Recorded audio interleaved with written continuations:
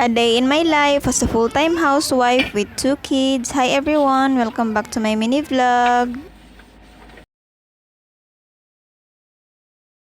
Ito pa din pala yung continuation ng ating paglilinis kahapon mga mi. Balik kakatapos ko lang din pala niyan mag-edit tsaka mag-voice over. Hindi ko na rin idinugtong ito kahapon sa video ko na yun kasi nga medyo mahaba na nga din yung video ko kahapon. Para din naman meron pa ako yung content kinabukasan. Balik pagkatapos ko nga din palang maglinis kahapon dito sa may stand. Dito naman ako sa baba, dito sa may stove at dito sa may mga gilid ako naglinis dahil nga yan na yung last touch ng ating paglilinis. Same procedure lang din mga mi. Nagpupunas lang din naman ako dyan at nag-i-spray at tinanggal ko nga muna yung mga gamit. Tsaka nga pinunasan ko nga din itong mga tiles dito sa gilid kasi nga mamantika. Wala nga kasi nung nagkaroon ako nitong gasol at tsaka nitong gas stove mga mi, dito na talaga ako nagluluto sa labas. Kaya hindi din talaga may iwasan na palagi yung nadudumihan dyan at tsaka natatalsikan ng mantika. Kaya naman ayan, pinunasan ko na nga din pala gamit itong multi-purpose cleaner ng Taft. Although araw-araw din naman akong naglilinis dito sa may kusina namin mga mi, pero iba rin talaga kapag general cleaning. Yung tipong tatanggalin mo lahat ng mga gamit bago ka nga magpunas-punas para naman sigurado talagang malinis. Katulad nga dito sa akin mga mi, hindi talaga maiwasan na medyo mamantika nga dito sa may lutuan namin kasi nga nitong mga nakarang araw, puro nga prito yung mga inuulam namin. Kaya naman ayan kahapon na pagdesisyonan ko na maglinis na nga dito sa may kusina kasi para ba kasing alagkit tingnan kapag nga hindi nalilinisan ng maayos. So ayan, back to the video mga mi, pagkatapos nga din palang mapunasan itong dito sa may gilid, ayan kumuha lang din ako ng panay bagong basahan at ito nga yung pinampunas ko dito sa aking mga gamit bago ibalik dun sa kanilang pinaglalagyan kanina. Mula din kasi nung na-discover ko itong panglinis ng Taft mga mi, ito na din talaga yung tinatangkilit kong gamitin kapag nga naglilinis ako kasi nga mabango nga hindi siya. Hindi lang siya nakakalinis mga mi, nakaka-refresh din siya ng amoy dito sa bahay kapag ito nga yung ginagamit natin. Kaya hindi ko na din talaga siya pinalitan mi at ito na lang talaga yung ginagamit ko kapag nga naglilinis ako. At sa mga puntong ito mga mi, ito na din talaga yung last na pagpupunas natin dito. At ayan, ipa-finalize ko na nga din ito mga mi, ito na nga din yung result. Malinis na nga ulit yung ating kusina at pwede na rin ulit magkalat.